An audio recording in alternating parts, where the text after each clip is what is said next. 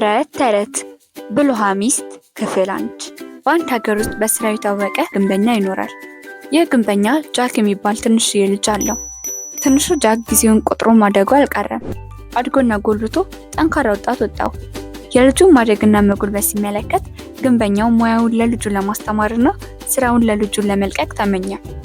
በልቡም ጃክ ፈጣን አእምሮ ባይታደልም ጥሩ ልጅ ነው ሲል አሰበና ጃክን ለማስተማር ቆርጦ ተነሳ። አንድ ቀን አባትየው ጃክን አስጠራው።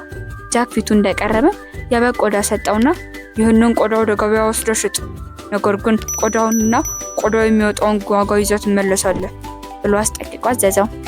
ጃክ በአባቱ ትዕዛዝ ግራ እንደተጋባ ወደ ገበያ ወጥቶ ብዙ ሞከረ። ቢሆንም ግን ቆዳውን ሳይወስድ ዋጋውን የሚከፍለው ሰው ማግኘት ጨርሶ አልቻለም። በዚህም አዝኖ ከገበያ ተመለሰ። አባትየው ልጁ ሳይሳካለት መመለሱን ሲመለከት አልተቆጣውም። ግድ የለም ነገ ወደ ገበያ እንደገና ሄደህ ትሞክራለህ አለው። በማግስቱ ጃክ ተመልሶ ወደ ገበያ ሄደ። ዛሬም ቆዳውን ሳይወስድ ዋጋውን የሚከፍለው ሰው ማግኘት ጨርሶ አልቻለም። በዚህም እንደገና እያዘነ ከገበያ ተመለሰ። ጃክ ለሁለተኛ ጊዜ ሳይሳካለት ወደ ቤት ተመልሶ ሲመጣ አባትየው አልተቆጣውም። ነገር ግን ጠራውና በእርጋታ እንዲህ አለው፣ እንደማየው ዛሬም አልተሳካልህም። ግድ የለም ነገ እንደገና ወደ ገበያ ሄደህ ትሞክራለህ። በነጋው ዕለት የተሻለ እድል እንደሚገጥምህ ተስፋ አለኝ አለው። በሚቀጥለው ቀን ማለዳ ላይ ጃክ ተነስቶ ለሶስተኛ ጊዜ ሞከረ። ወደ ገበያ ሄደ። ቀኑ ሙሉ ወዲያ ወዲህ እያለ ገዢ ያፈላልጓል። ዛሬም ቆዳውን ሳይወስድ ዋጋውን ከፍሎ የሚሄድ አልተገኘም። ጊዜው መምሸት ሲጀምር ጃክ በጣም አዝኖ ወደ መጣበት መመለስ ጀመረ። በመንገዱ ላይ የነበረውን ድልድይ በማቋረጥ ላይ እንዳለ እንደ ማቱሳላ ረጅም እድሜ እንኳን ብታደል ይህንን ቆዳ ሸጬ መገላገል የምችል አይመስለኝም። ከቤቴ ብጠፋና ከዚህ አጉል የአባቴ ትዕዛዝ ብገላገል ደስ ይለኛል ሲል በምሬት ለራሱ ተናገረ። ጃክ በምሬት እንዲህ እያለ ከራሱ ጋር በሚነጋገርበት ጊዜ በወንዙ ዳርቻ አንዲት ውብ ልጃገረድ ልብስ ስታጠብ ተመለከተ።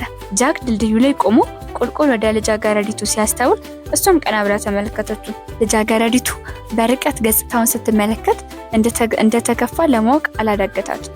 በዚህን ጊዜ እንደው ቀረባት ትሰኝ የተቸገርክበትን ነገር ባውቅ ደስ ይለኝ ነበር አለችው። ጃክም የያዘውን የበግ ቆዳ ከፍ አድርጎ እያሳየ እንዲህ አለ፣ አባቴ ይህን የበግ ቆዳ ሸጬ ቆዳውን ከዋጋው ጋር መልሼ እንዳመጣ አዞኛል። የተከፋሁት ቆዳውን ትቶ ዋጋውን የሚከፍለኝ በማጣቴ ነው አላት። ልጃገረዲቱም እየሳቀ ችግር ይሄ ነው? እንዲህ አይነቱ ስራሞ ብዙ አያስቸግርም። በል ቆዳውን ይዘህ ወደ እኔ ዘንድ ቅረብ አለችው። ጃክም ያለምንም ማንገራገር የበጉን ቆዳ ወስዶ ለልጃገረዲቱ አቀበላት። ልጃገረዲቱም በመጀመሪያ ቆዳውን በወንዝ ውሃ ሙልጭ አድርጋ አጠበችው። አጥባ እንደጨረሰች በቆዳው ላይ ያለውን የሱፍ ፀጉር በስለት ሙልጭ አድርጋ ሸለተችው። የሸለተችውን የሱፍ ፀጉር ሰብስባ አስቀረችና ዋጋውን ከፍላ ቆዳውን መለሰችለት። ጃክም ደስ እያለው የከፈለችውን ገንዘብና ተሸልቶ የተመለሰለትን ቆዳ ተሸክሞ ወደ ቤቱ ሄደ። ቤቱ እንደደረሰ የሚያጋጠመውን ነገር በሙሉ ለአባቱ ነገረው። አባትየው መንገድ ላይ ያጋጠመችው ልጅ እጅግ ብልህ ልጃገረድ ናት። ይህች ልጃገረድ ሚስት ልትሆን ይገባል። እንደው እንደገና መልሰው ታገኛት ይሆን ሲል ጠየቀው። ጃክም መልሼ የማገኛት አይመስለኝም ሲል መለሰለት።